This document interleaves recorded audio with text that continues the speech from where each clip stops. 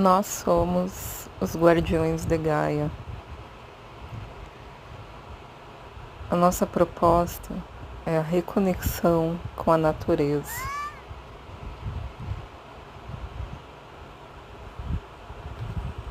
É acender um fogo,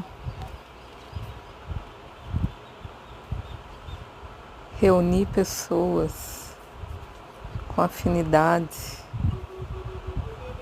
com propósitos similares,